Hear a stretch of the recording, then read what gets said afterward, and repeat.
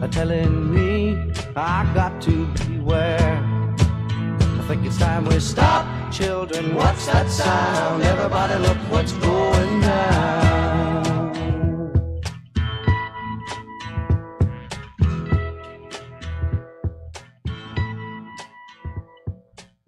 This battle line's being drawn. Salutations, America, salutations to the world, salutations to New Haven. This is 103.5 FM WNHLP.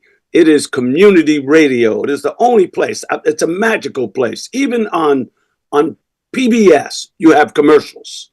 What you have on community radio in the New Haven Independent, it's not one commercial.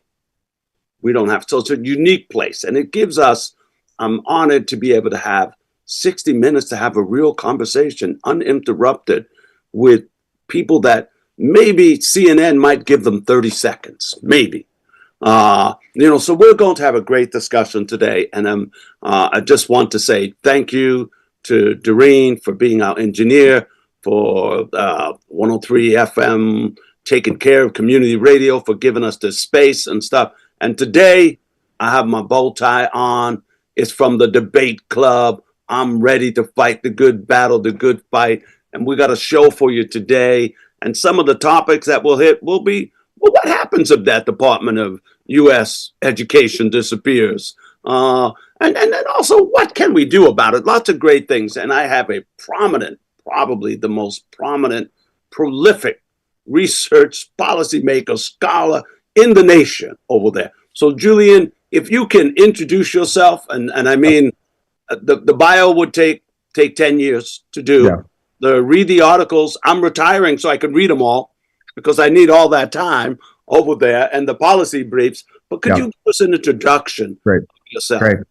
So I grew up here in Michigan, in Lansing, attended the University of Michigan as an undergraduate. I hope we get a chance to talk about what happened at Michigan yesterday with DEI. Then later, after grad school, worked for Rod Page, who became Secretary of Education. So I was right in the middle of the test and punish system before it became No Child Left Behind. Ended up at Stanford working with Linda Darling Hammond. She was my mentor. And then first job as an academic, University of Texas at Austin, Longhorns, all that stuff, hook 'em. And then I was recruited to go back to California. And that's when I started in academic leadership. And in California, I became heavily involved with the NAACP, served as the education chair for the entire state of California. Then a headhunter came calling and asked if I'd be willing to be the dean of the College of Education at the University of Kentucky, a red state. I ended up in Kentucky for about 4 years, also served as education chair for Kentucky NAACP.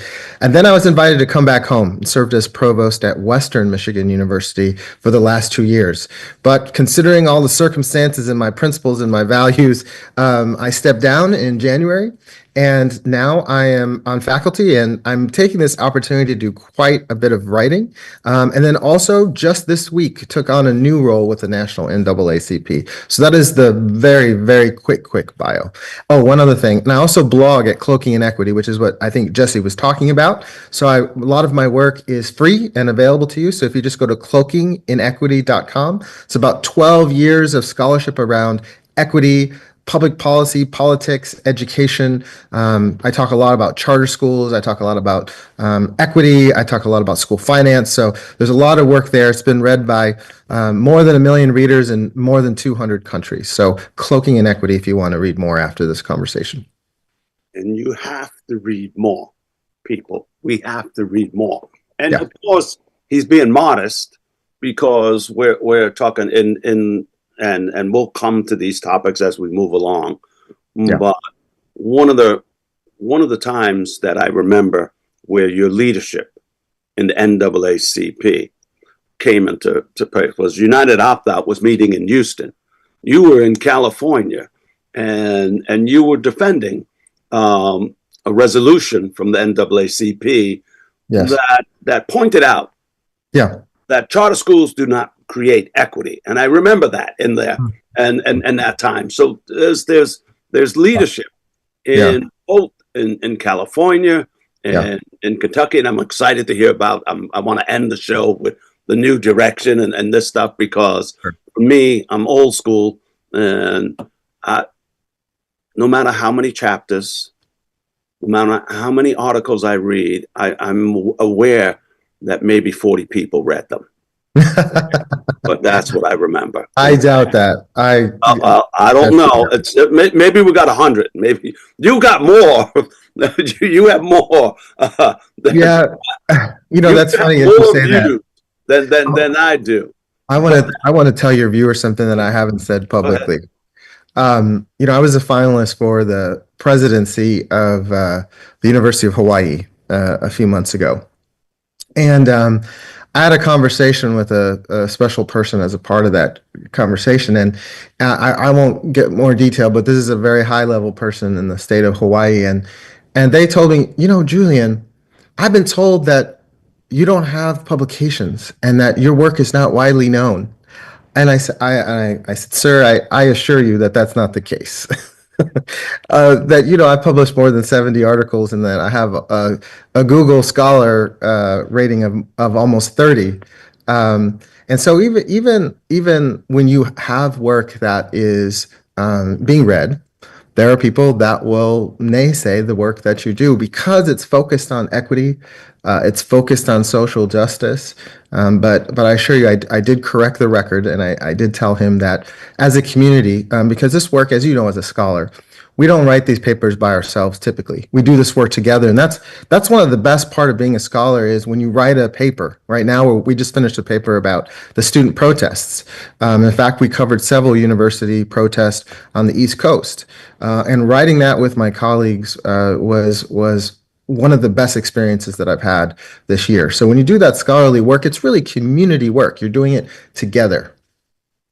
So, and you also, I've listened to you speak in many places, but you also remind scholars that if we use our LinkedIn accounts, if we use a bit of blogging, that 40-person article readership could grow to thousands and hundreds of thousands in that point. And that is one of the things that I have admired over the years. That you have been consistent in that. And our young scholars, you even sometimes pull up our phones or something, and you send us a text message to everybody in the room in that case. But it's important to do that. I'll give you an example.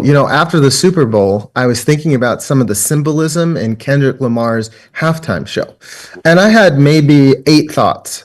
And so when I woke up that morning, I kind of jotted down those thoughts. I put them on my blog, and quite frankly, since I'm on sabbatical, I took a 1 or 2 hour nap after I wrote that. And then when I woke up, it had been read by 35,000 people. And then by the next day, 70,000 people had read it. And so the thing is that we have the tools in the modern social media. We're doing traditional media today, did Democracy Now! A couple of weeks ago. We have the opportunity to tell important stories, and especially stories about equity and justice. And so we have to avail ourselves of those opportunities because you really can reach thousands and thousands and millions of people with good work. And I'm gonna ask you a question in a minute about doing that work, but I want to remind people that while we have millions online, we want to remember that it was a 250,000 people that showed up in DC in '63 to listen to Dr. King's speech. It is a 1 million man march. It is people turning up in the streets for Black Lives Matter, for all those things. In this sense, it was the crash and end of the Vietnam War came because there were 20 to 50,000 people in DC every weekend over there, reminding them that it was time to bring that war to an end. So I don't want to forget about the turn-up stuff, but I think they're all related. And I wanted to ask you this question now, and it's just general. I'm perplexed. I'm the director of a CCSU Literacy Center, and I prepare literacy specialists, and one of the most powerful engagements for children is using diverse books. And not only I'm not reading the Husky Airmen because there's 6 Black children. I'm doing it because there's another 34 children who need to come to know hear the story. It builds respect and it gets us to know each other. But I'm perplexed right now with the Secretary of Defense, Higgett's Excess. Yeah. whitewashing of. I mean, we even took Jackie Robinson down. Yeah. We put him back because I guess baseball is a sacred place. But I mean, we have taken down.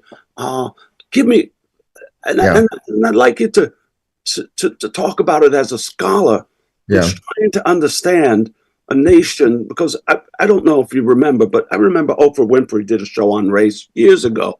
I mean, I'm aging myself. Oprah was a young lady. She's still a young lady. But Oprah, a white man in the audience, kept responding, I don't see your color. I don't see color. I don't see color. And Oprah finally said to him, if you don't see my blackness, the beauty of my blackness, you don't see me. So what is, if we whitewash everything? Yeah. Okay. So first, I just want to speak my great grandmother's name. She was at the march on Washington. She was at the speech in Detroit when he first talked about the I Have a Dream. So I just want to speak the name Z. Louise Scott. So let me just start there. Second, this is a part of a pattern. And the thing is that this erasure of Black history didn't start with Trump. It is something that they have been working on as a project for quite some time. I'll just be frank with you. One of my most widely read articles was published in the Harvard Education Review more than a decade ago, and what that article was about 2010, 2011, the State Board of Education in Texas had decided that they didn't want us to say slavery anymore in the textbooks, that they wanted it called Atlantic Triangular Trade. And so what we did is we used critical race theory. Now, all of a sudden, I say critical race theory and everybody feels uncomfortable. But simply what critical race theory is using race as a variable in an analysis. So we asked the question, is race the main reason why the standards were to be chosen in the way that they were going to be changed, or were there other factors that were at play, which is why we use that particular theory. And what we found was that the changes sidelined communities of color in the standards. And that was important because whatever is required in the standards is what's to be tested. And so the teachers would focus on the things, the leaders, the history that would be tested. And then most of the history and the leaders of communities of color were sidelined and either not included in the case of African, Native Americans and Asian Americans, or made primarily optional, as in the case of Latinos and African Americans. So this is a long-term project. We need to understand that the things that are happening right now and today in the current administration, current political administration, have been a long time coming. Project 2025, I don't know, you ever go to iTunes and say, I wonder if there's a greatest hits album for this particular artist, because then I can just get it. Well, Project 2025 you can think of as a greatest hits. This is a set of items that have been a part of their ethos for decades, and they put it all into one document. And as we know, it's been 50% accomplished according to media analysis. And so what you see even before Trump came in was Texas and Florida sidelining history of community of color, banning African American studies, making it optional, etc. And then with the current administration, you have Secretary Hegseth trying to scrub websites of anything having to do with African Americans. Jackie Robinson, the Tuskegee Airmen. There's many other examples online. And so what you see here is a long-term project. It's not Project 2025, it's project, we've been working on this for decades, where how can we erase the history? But it's not just how can we erase the history, it's also how can we put Confederate generals back on the front of schools? How can we put Confederate generals, renew their statues that were taken down? So really, it's a very concerted effort to frame history in a particular way and take the history of marginalized communities out of our conversations. When we can name them, we are talking about white supremacy. in that piece, and it is probably I often would refer to it as our greatest sin as a nation, only second to the fact that we do not provide, fully fund, and give an equitable education to every child in our nation. And the data easily says that if you're black or brown, or you're an immigrant, or you're poor, you're going to get a poor quality education from this nation over there. So I want to come back to this piece. So we're losing this because the struggle, like as a teacher. So I'm not only an academic. Yeah. I spent years teaching in a public school classroom. Yeah. And the things that always amazed me were when teachers would share things. When Mrs. Stanfield, our honors English teacher, black English teacher, came from down south to help us poor boys up north. And when she talked about Marcus Garvey, and we said, who? And she said, let me put on some Bob Marley. Okay, so you can see over here, or Emperor Selassie. And she said, let me put on some Bob Marley again, so we could understand War No More, so we can understand redemption songs, so we can understand the concept of none but ourselves can free us from mental slavery and shit. And I just remember all of those wonderful things. And this idea that you said, the standards, because it's a conversation I recently have had with one of our history professors who wants to have a history test, a state history test, because he says that's the only way they pay attention. I said, no, that will be destructive. Because right. Once we turn it into a test, we narrow the curriculum, and all of a sudden I would not know who Marcus Garvey is. I would not know Emperor Selassie. I would not know half of the things I know because teachers, we tend to focus. So let's get back, because, just a little bit, the danger of high stakes assessment on narrowing curriculum. Sure. Because I think the public needs to do that. We spend nearly $2 billion a year on it. Yeah. So I want to paint a picture here, which is that, and I want to include a couple of things here. So first, we thought that if there's always been disparities in school finance. And so that we thought that if we gave states the power to equalize school finance, that would create more equity. We thought that you might think that, well, if we have a history test, that kids will have a better knowledge of history. We thought that if the federal government provides more funding, Title I, student financial aid, research funding, that'll make us a more productive academic enterprise and knowledge creation, right? Now, the challenge is that the ideas behind that support from state and federal governments, they work well when the people that are in those positions are not using those things as leverage for a political agenda.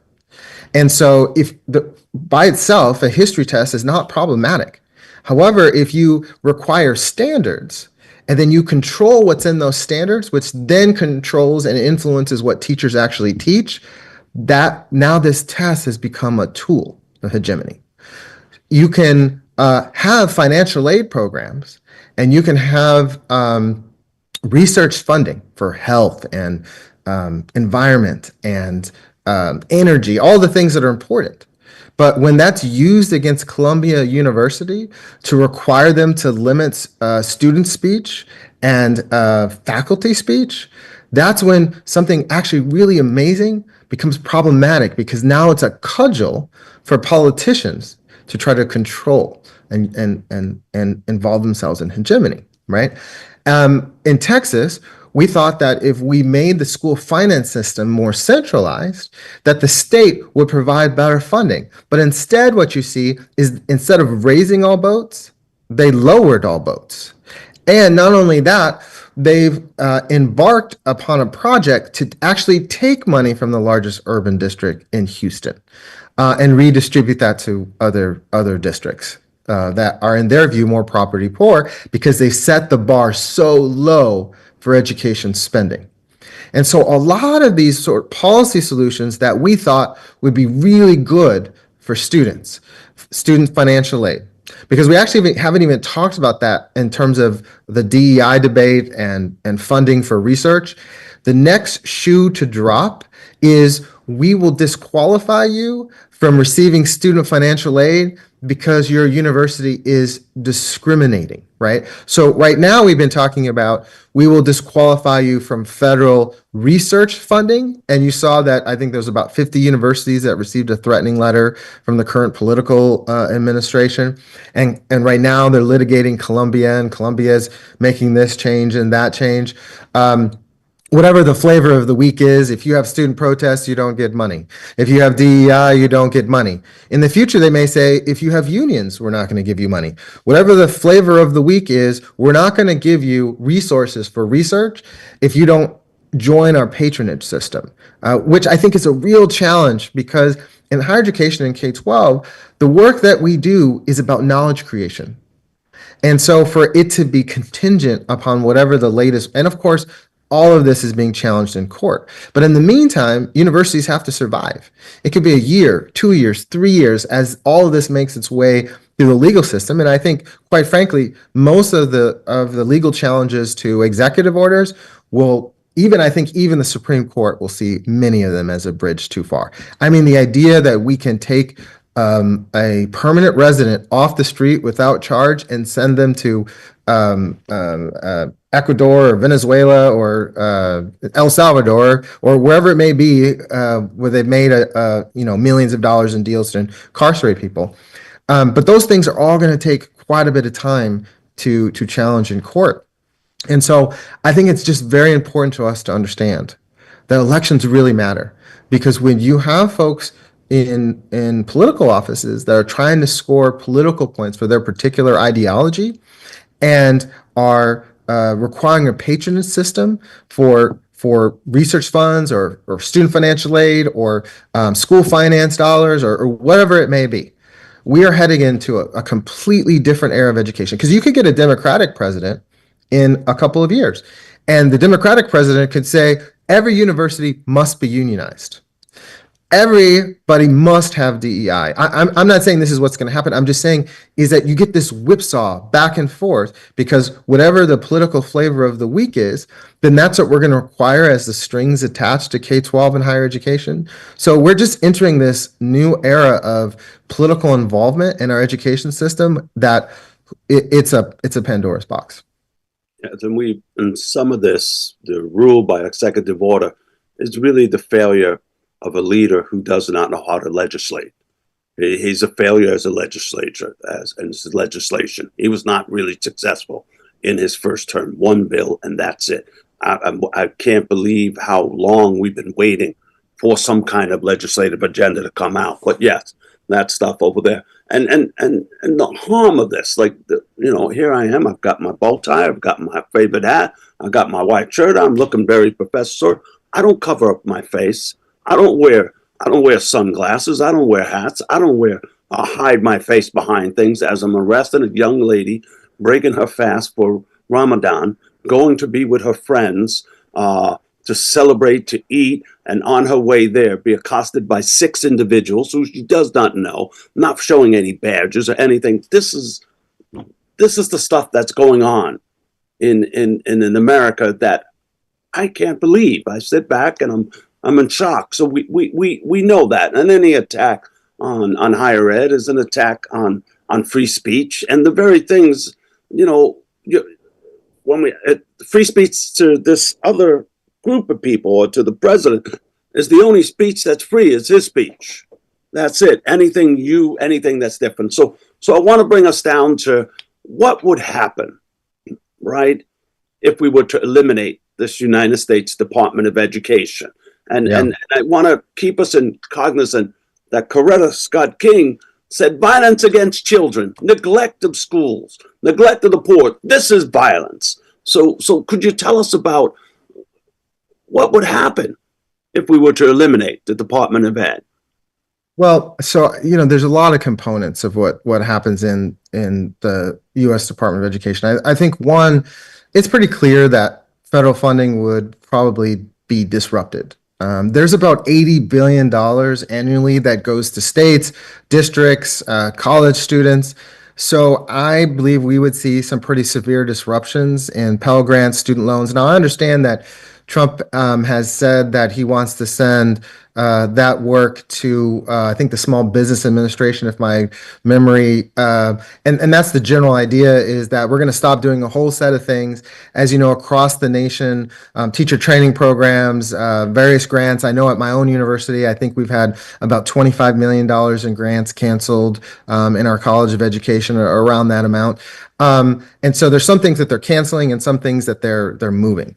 And I don't know if you remember how much chaos was involved when they were redoing the financial aid paperwork last year, the FAFSA, and all of the chaos that ensued because of that. And so I suspect you're going to see interruption. I mean, you're probably going to see interruptions with Social Security. We're already hearing from the field issues that are occurring. There is a lot of disruption around the corner for folks who depend on the College of Education. Now, the idea is that states would take over everything. Now, education primarily is already a state and local responsibility, but the important role that the federal government plays is one of coordination, oversight, and accountability. We have to make sure that states are using the resources that they receive properly, that there's equitable practice. For example, the Office of Civil Rights has been closed, which had thousands of complaints related to historically marginalized communities under different titles. And my understanding out of DC is that's been wiped away because it's not something that they're interested in doing. They're not really interested in looking at discrimination complaints. And so without these federal guardrails, you could see states either invest more, pull back. Really, the accountability and the oversight role will go away. Now, let's say you want to file a complaint, you want to do it with the Department of Justice. It could take years for a civil rights complaint. Your kid could graduate before their IDEA complaint is resolved. The Department of Education, that is something that they start to work on immediately. And so there could be a delay of justice because the Department of Education will no longer be advocating on behalf of students and families. So students of color, students with disabilities, LGBTQ plus students, they would lose a key ally in protecting them from discrimination under Title IX, Title VI, Section 504. And these are all the different federal rules that really protect students. We're also really worried about the fact that there will be no accountability or data transparency because the NAEP, apparently most of the folks associated with the NAEP, which is the national test, which helps us understand the overall achievement of students, and we've been doing it for decades and decades, there's a chance that NAEP may longer happen. Researchers are saying that they no longer have access to different data sets, and that's not just education, that's in health and other areas, because if facts and information get in your way, then maybe you don't want the government to produce facts and information. I'm really worried about the student loan system. Will that be privatized? Will that go back to banks? Will teachers and other public employees still have access to loan forgiveness programs? I think what we're looking at is a lot of chaos. But the bottom line is that to actually eliminate the Department of Education, as we know by law, requires an act of Congress. And so there's already, I believe, legal challenges against this. Now, they could try to make the Department of Education a bare bones operation, but then I believe they'd be in violation of the Congress. Now, just yesterday, the Congress's intent for spending. I believe yesterday, the two senators from the Appropriations Committee in the Senate wrote a letter saying that the Trump administration was in violation of the intent of Congress of how funds were to be spent. I think they were specifically emergency funds, but I'm not sure. But I think the base concept is that I think finally the Congress, at least the Senate, is very interested in keeping the checks and balances of the executive, judicial, and legislative in place. Because the thing is that we're setting precedents right now. Do Republicans really want the next Democratic president to take over all of the powers that Trump is saying that he has as the executive? So he can legislate, He can determine whether money should be spent or not. These are all in the Constitution, reserved for the legislative branch. So I think it's not just about the U.S. Department of Education. It's about student support. It's about equity. It's about accountability. It's about the role and the checks and balances between the legislative branch, the judicial branch, and the executive branch. So all of those conversations all wrapped into one, and it remains to be seen where we're going to land. So I'm gonna just put a couple of stuff I'll throw in the chat box. You and I, you're in Michigan, so the loss of potential money is devastating. Yeah, I'm looking at it, $1,261,000,000, and more than half of that goes to children with special education. In that sense, so that's just going down there in Michigan, and I want to just throw like our states that we have in common. So when we go down, we go to Texas. Texas is even more. Right. Texas, if I remember, it's $4 billion. This is not small change. Yeah. This is if I really wanted to find tax breaks for billionaires, guess what? I might find it. Then if I went down to, you were in Kentucky, you were probably, I think you're the most successful education dean in the past decade at Kentucky, and enrollment increased in the School of Education to beyond COVID. I mean, we did a show on that in that piece, but we're talking about when we go to Texas, we've got that. When we look down, and I think another one in Kentucky, I think I put Kentucky up. You don't need to go. I'm just giving us I think the public needs to know how much money we're talking about. Yeah. So we look at Kentucky, we're talking nearly $700 million. Mm-hmm. Now, if you want to, if public education is mainly funded by property taxes, well, then I think we should tell the people in Kentucky, guess what? Your property taxes are going to shoot through the roof. They're going to be more than your mortgage. I think we need to understand the financial repercussions. And then I'm looking in Connecticut, we're sitting in Connecticut, we're over there saying, well, we've got a nearly $4 billion surplus going. And so one of my colleagues said, we can stand this onslaught. And I said, no, we can't. If we lose $400 million from this piece right now, we are broken.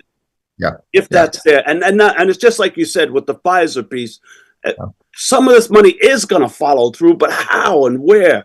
And when I am the superintendent of a school district, I'm planning budgets. Not only I'm trying to get through this year, see if I have enough to make it through, if I have $1 left, if I'm lucky, and I'm already planning next year's budget. If I don't know where that money is coming, this is chaos. This is devastation. Who are we causing chaos to?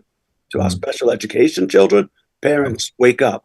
Parents, wake up. Our poorest children, guess what? White children in Appalachia, they're poor. It's coming for you. This kind of stuff. So so we're literally talking about probably hundreds and hundreds of billions of dollars that were uncertain. So, and I go back to that Coretta Scott King. This is violence to do this, and it will take years. Yes, in courts and stuff. So, and I've got that, and it's almost to the point where, Julian, I can't sleep at night. Yeah, I can't sleep at night, and when I can't sleep at night, what do I remember? Guess what? Your grandmother was there in 63. I was there in 63 on the shoulders of my grandfather in D.C. at that march. And what did I learn? I can't remember a lot. 8 years old is not that. Even I'm just a baby in the crowd. But what do I remember? Turn up, show up. So I'm the financial devastation and chaos that's coming. And I want to get back to something we mentioned at the beginning. Well, this is a civil rights issue. So I'm from United to Save Our Schools. We always have one mantra. Education is civil rights, and civil rights is education. So give us that idea of the NAACP, and not just the NAACP, Moral Mondays. I mean, we need Reverend Barber. We need everybody. We need all hands on deck.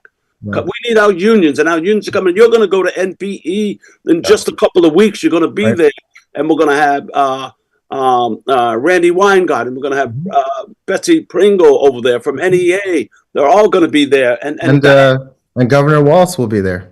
And Governor Walz. And this is the year I can't go. I'm sorry, I can't believe it. But tell us about because now the threat is so great that I mean it reminds me of when we're a step away from, and when we start pulling people off the street, legalize residence, because you free speech, you think differently, and so I can send you to El Salvador to a super prison for violent criminals. I could put you in Guantanamo Bay.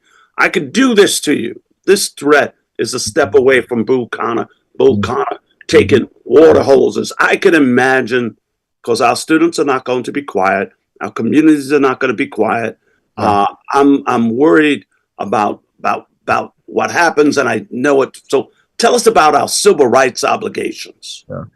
You know what I love about you, Jesse? You give me so many jumping off points. So I appreciate that, brother. Innocent before proven guilty because you have a soccer tattoo. I mean, that just really represents how challenging of times that we live in. I literally have a disappearance plan. And I don't want to scare anyone, but I think everyone needs to have a plan if you're disappeared. You need to tell your friends and your family what they need to do if you're disappeared. I wrote an entire blog about this. But let me talk first. I've served the last 6 years as a provost and a dean.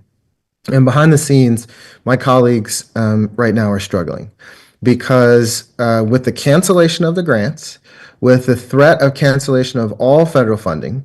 So, for example, when I was in the provost role, the Defense Department came to us and said, if you don't stop your affiliations with China, we're going to cancel all your funding for defense to your university. Now, as you can imagine, I thought that was a terrible idea to cede to the Department of Defense our relationships with universities in China because the Department of Defense didn't like the fact that we had scholars teaching in our teacher education program. To me, that seemed highly problematic. And to me, that was a values and a principles issue. Now, I won't tell you how that was resolved, but it was very problematic. And that was just the tip of the iceberg, because now you see all these different, you can't have student protests, you can't have DEI. Now, behind the scenes, these universities are facing 7-figure, 9-figure, 10-figure deficits. There is a lot of insecurity about what's going to actually happen. And that's just related to the federal funding for research. Because if the shoe, like I mentioned earlier, that hasn't dropped, if the current administration decides that somebody is discriminating under one of the titles, then they can make universities ineligible for financial aid. And that would punish students. And so yesterday, the University of Michigan, where I attended as an undergraduate and as a master's student, canceled their DEI programs. Now, I do appreciate that they didn't lay off everyone like Texas did. There were layoffs, but it wasn't at the scale that Texas used in their strategy. But if I can just tell a story for a moment, I think about when I was a freshman and my freshman hallway, there was Eugene, a Korean guy from New York City, and John, a Filipino guy from Detroit. There was Maria, who was Latina from Miami, and there was Kenneth, who was from the Dominican Republic in Battle Creek, Michigan, and there was Ben, a white guy from Traverse City. There was Ari, who was a observant Orthodox Jew. This was a eye-opening experience. I grew as a human because I had the opportunity to interact with people that were so different than me. And not only that part of growth for me as a student and as a human, but those programs, the diversity programs on campus, were very focused on making sure that each of us found community on campus. Even my roommate, who was from Gaylord, Michigan, which is a very rural white area in northern Michigan. How can Michigan help students find community on campus so that students will graduate and thrive and live important and productive lives once they leave the campus. And so when that diversity was canceled yesterday at Michigan, it really hurt my heart. So not only do you have these financial threats, but I think that there's long-term impacts on our abilities to understand and interact with people who are different with us. And it's really going to hamper the university's ability to ensure that all students that come to campus are successful, because that's really the focus of DEI. How can we make sure that students of all backgrounds find community in campus and are successful? And so it's not just about the deficits, the budget deficits that universities are facing, or the potential for students to lose financial aid because of, the flavor of the week, political flavor of the week, but it's also what's lost for students in their experiences on campus and the ability for institutions to ensure they're successful. So you talked about losing sleep. I lose sleep too. Now, the thing is that this is not forever.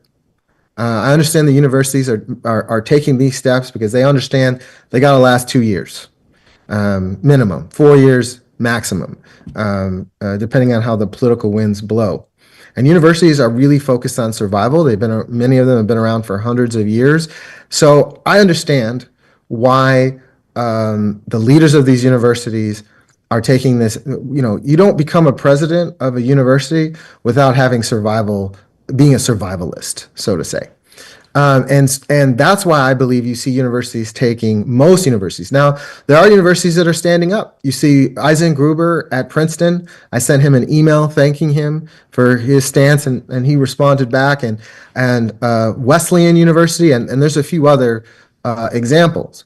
But these universities are few and far between that are standing up. And I understand why, but you have to push back. When a bully punches you in the mouth, you have to stand up. And I know how difficult that is for universities, and they're really focused on their survival. But we have got to ensure that authoritative, however you want to frame them, instincts don't influence a generation of students and a generation of scholars. So it's looking, it's coming in so many directions. So I put in the chat box about Secretary Hexet's comment that diversity is the dumbest phrase he's ever heard. It is the weakness of the U.S. military, and it's our military is like all militaries, has some issues and stuff, but it is the place, like sports, where barriers of diversity have been broken over there, and they were very proud. So Arlington, when you have to take down 5,000 images of historic first, because I am Hazel May Ling, a female pilot, air service pilot who dies testing planes in World War II. I have to take her image down because why? Maybe if I say she was Asian, she struggled with racism, but she achieved. Somehow the military was very proud of that. And to this man inherits that position, a man who openly in chats invites newsmen and tells them, "Hey, we're sending the planes out right now. They're leaving at 2:00, and they're going to drop these bombs and these." But it's coming in so many directions. Yeah. That and you're right that I do know that Malcolm X said the ballot or the bullet. And we've got an election in 2026. That's not that far away. And the pain of these policies, that's when I said I don't sleep at night, but I also wake up a little bit knowing that every day the pain of what these people are doing is hopefully persuading voters. And we haven't even seen the pain yet. The pain will come in April, June, and July. You saw the Pennsylvania Senate election last week. The Democrats hadn't won that Senate election in 126 years. And Trump won that district by 15 points. And a Democrat was elected in that district. And I saw one of the numbers on one of the Florida districts. So I think the voters are sending a message. right? I think they are sending a message that, a lot of folks don't really engage in politics because they don't feel like it impacts their lives, or, they're single issue voters. Or the thing is that a lot of what's happening in DC right now is making a lot of people uncomfortable. And that's a terrible idea for politicians, because when people feel uncomfortable, then they get activated and it increases turnout. So if seniors start to experience more issues with their checks, I think the Secretary of Commerce or one of the cabinet members said, I don't think seniors would notice if their Social Security check showed up. That's almost a direct quote. I think seniors would notice if their Social Security check didn't show up, right? So I think that it's really important for the current administration to understand that. I understand that they're trying to accomplish Project 2025. I get that. But the challenge is that they are making a lot of people uncomfortable, and they're voters. So, it's not just the midterms. There are elections, between now and the midterms that will give us some insight into how voters are feeling. Yeah, we got two in Florida coming up right now. I don't know if it's this week or next week, but I want to get to something that I always like to say. Now we're down to the last 10 minutes of our show together and our time together, and I could go on for ages hanging out with you and listening to you. But I love to leave people with some hope. Yeah. And you see, there's an organization that's well over 100 years. Yeah. That has led this fight for civil rights, for justice, for fairness. And recently, I looked at one of the posts, and you have been a significant figure in the NAACP in California. You don't know how much we cheered you on as you was the NAACP education secretary, and we were like, yeah, finally someone who gets this idea that school choice doesn't give us equity. It may exacerbate the problem, but also in Texas. And now, how I slept the other night was looking at a post from you talking about this new return to leadership in the NAACP, and I'm over there. A scholar recently told me that we need to have 100 more research studies to show policymakers that this stuff is wrong. And I said, no, we need to have 100,000 people marching every day. 100 marches will end it all. So could you tell us about this new, because I bet you this also had to mean why you decided not to be the Western Michigan, VP there, provost, because how can you do that? But now you can be as more as me. I can be crazy as I want over here. But tell us about what is the promise and the hope, because that organization has given a promise and a hope not only to Black people, to special education, people with special needs, to all Americans. So tell us about that work, because that work, that's the hope, Julian. Let me just say one quick thing, and then I'll tell you I'm going to give you the exclusive story. Okay. So the first thing I want to say is that all the work that we do in community, right? So what we accomplished at Kentucky, the records that we set at Western Michigan, our academic publications, we do that work in community, and it's quite frankly one of the best parts. It's the people that make this work so important. Say that. Now, I've been blessed to be the education chair for California, Hawaii NAACP, the Kentucky NAACP, serving on the executive committee in both. So last week, when the national office reached out to me and said that they were working on a new campaign for education, would I be interested in leading a task force? I said, absolutely. Because we need a campaign that doesn't just defend public education, but reclaims it as a site of justice. We need a campaign that doesn't just analyze disparities, but activates communities with solutions. We need a movement that centers families, educators, and students, not just as statistics, but the architects of change. We shouldn't see communities as the problem, but rather the solution. So, I'm not the kind of person that likes to sit on the sideline. My blog is called Cloaking Inequity because believe that so often in politics and public policy that intentional inequities are hidden in because of different agendas, and that they don't really reflect our American values or live realities. And so I'm just really energized by this new work, and to really help shape the narrative. We know about Project 2025. We know what's in there related to education. And so I believe you'll see some components related to that. I also think you'll see some components. You talked a little bit about marching. I think it's really important that we get the community involved in these conversations. And so we are thinking about ways that all the way down to the local branches, units, I should say, and state conferences, how we get our entire membership involved in this moment. Because we have got to champion a future where equity for all students is not optional, but essential to our work. So that's really the cusp of the work. We are working on the strategy, and putting together a collection of folks to do this work, to do this task force. So that's all I can say for right now.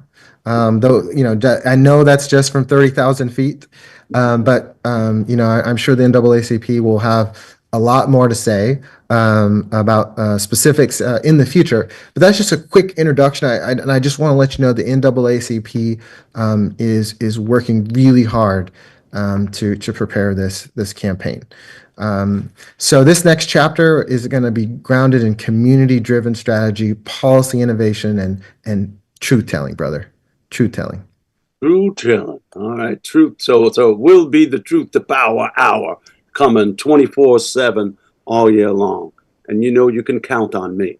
So I am a member of New Britain's NAACP. I'm a member of Moral Mondays over there. And I remembered when you were doing that, I threw in the chat box that little piece that Dr. King asked us. And recently, Bill Ayers was a guest on my show.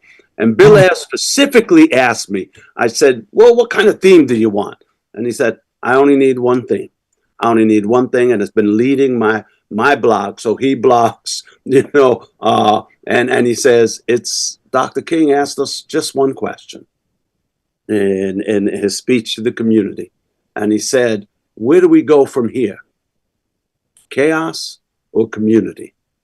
And so we had a wonderful show. And of course, we're talking about the beloved community in there, in that sense. So I'm happy. So you just if you need a crazy guy in a bow tie, Yeah. you just call upon me. I am, as we say, ready, willing, and able. Yes. We're going to need you. We've got something for you. I can't talk about what we have right now. Don't worry. You don't need to. You just need to know it's. Let me say one other thing. I'm always ready. Let me say one other thing. So the NAACP has what's called a resolution process. And you mentioned the 2016 Charter School Moratorium Resolution. Okay. I'm going to give you a little hint here. So over the years, since 1999, we've had 91 resolutions related to education. And they're all available online on the NAACP's website. And so one of the things that I really want this task force work to do is to be a realization of the work that the association has done on education for the past several decades. So that's just a little hint. You can see all the resolutions, and those resolutions come from individual chapters, units. Then they go to state conference. Then they go to a national resolutions committee. Then they go to a vote for everyone that's a delegate at the national convention, and then they go to the executive committee. So all of those resolutions have gone through a community engaged democratic process. And so there is just a wealth of education resolutions. So I recommend folks take a look at those. But I have a sneaking suspicion that our work is going to be heavily tied to our resolutions over the decades. And I just want to leave you. I just want to give you one thought. Folks feel like that there's a lot of chaos, and I think that makes a lot of people feel insecure. It makes them feel anxious. But I think out of chaos we build community, because we're not defeated. We're still in the fight, and we're still rising, and we're still reaching for justice. Out of chaos, we build community. And as long as we're still in the fight, we can't be defeated. So that's an old Irish thing about Northern Ireland and the troubles over there fighting for the independence. And they used to say, we may not win this battle, but we can't lose this battle as long as we fight this battle. So I get that stuff, and we're down to our last minute. So I want to say thank you to you, Dr. Vasquez, Heilig, for joining us, for enlightening us, for sharing us, for giving us hope. I want to say thank you to our listeners, and I want people to get ready. I want them to get ready, because when chaos comes, you should be careful what you wish for. And I say Donald Trump should be careful for what he wishes for, because that chaos is going to build the beloved community that Dr. Vasquez and the NAACP has said. By the way, I put in the chat box, if you want to make a little donation to the NAACP, you can. I want to say thank you. And I think our music is going to be playing, but if it isn't, you could say goodbye to us, Julian, too. I'll just say the people united will never be defeated. Oh, you can't lose with that one, brother. Thank you, thank you, thank you.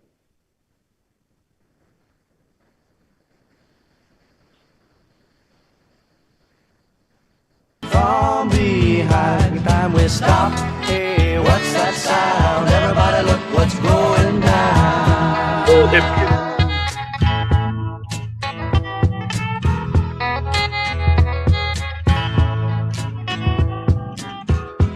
What a field day for the heat. 1,000 people in the street singing songs.